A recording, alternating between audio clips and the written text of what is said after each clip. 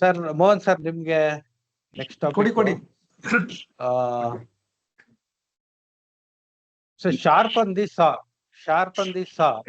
So ಕನ್ನಡದಲ್ಲಿ ಗರಗಸವನ್ನು ಹರಿತಗೊಳಿಸಿ ಅಂತ. Okay okay, ಇದು ಒಂದು ಮೆಟಾಫರ್.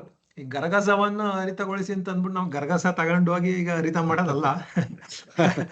ನಮ್ಮಲ್ಲಿ ಇರುವಂತ ಒಂದು ಸ್ಕಿಲ್ಗಳಿರ್ಬೋದು ಅಥವಾ ನಮ್ಮ ಒಂದು ಟ್ರೇಡ್ಸ್ ಇರ್ಬೋದು, ಅದನ್ನ ಶಾರ್ಪ್ ಮಾಡಿ ಅಂತ. ಉದಾಹರಣೆಗೆ ಏನಂತಂದ್ರೆ, ಈಗ ನಮ್ಮ ಭಾಷಣದ ಕೌಶಲ್ಯ, ಇದನ್ನ ಶಾರ್ಪ್ ಮಾಡೋದು ಯಾವ ತರ ಶಾರ್ಪ್ ಮಾಡೋದು? ಈ ತರ ಟೋಸ್ಟ್ ಮಾಸ್ಟರ್ ಸಭೆಗಳಲ್ಲಿ ಭಾಗವಹಿಸೋದು, ಟೇಬಲ್ ಟಾಪಿಕ್ ತರದ ಒಂದು ಟಾಪಿಕ್ ತಗೊಂಡು ಅದ್ರ ಬಗ್ಗೆ ಮಾತಾಡೋದು. ಇದ್ರ ಮೂಲಕ ಏನಂತಂದ್ರೆ ಅದನ್ನ ಶಾರ್ಪ್ ಮಾಡ್ಕೋಬಹುದು. ಇವತ್ತಿನ 21ನೇ ಶತಮಾನದಲ್ಲಿ ನಮ್ಗೆ ಹಲವಾರು ಸ್ಕಿಲ್ಗಳು ಬೇಕಾಗ್ತದೆ.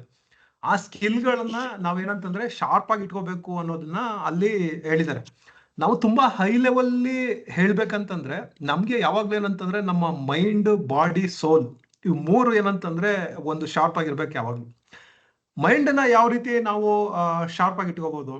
ಒಂದು ಓದೋದ್ರ ಮೂಲಕ, ಆಮೇಲೆ ಏನಂತಂದ್ರೆ ರೆಸ್ಟ್, ನಮ್ಮ ಬ್ರೈನ್ಗೆ ರೆಸ್ಟ್ ಸಿಗ್ಬೇಕು, ಕರೆಕ್ಟ್ ಆಗಿ ನಾವು ನಿದ್ರೆ ಮಾಡ್ಬೇಕು. ಸೊ ಆ ತರ ಏನಂದ್ರೆ ಅದನ್ನ ಶಾರ್ಪ್ ಆಗಿ ಇಟ್ಕೋಬಹುದು.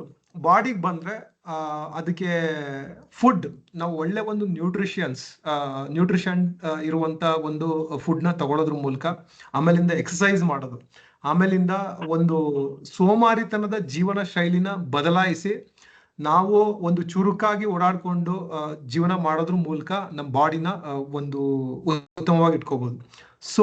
ಸೋಲ್ ವಿಷಯಕ್ಕೆ ಬಂದ್ರೆ ಒಂದು ಮೆಡಿಟೇಷನ್ ಮಾಡೋದಿರ್ಬೋದು, ಅಥವಾ ಒಂದು ಗ್ರಾಟಿಟ್ಯೂಡ್ ಪ್ರಾಕ್ಟೀಸ್ ಮಾಡೋದಿರ್ಬೋದು. ಅಂದ್ರೆ ನಾವು ಥ್ಯಾಂಕ್ಫುಲ್ ಆಗಿರೋದು, ನಾವು ಈ ಪರಿಸ್ಥಿತಿಯಲ್ಲಿ ಇದೀವಲ್ಲ, ಇಷ್ಟು ಒಳ್ಳೆ ಪರಿಸ್ಥಿತಿಯಲ್ಲಿ ಇದೀವಲ್ಲ, ಅದಕ್ಕೆ ಏನಂತಂದ್ರೆ ಒಂದು ಥ್ಯಾಂಕ್ಫುಲ್ ಆಗಿರೋದು.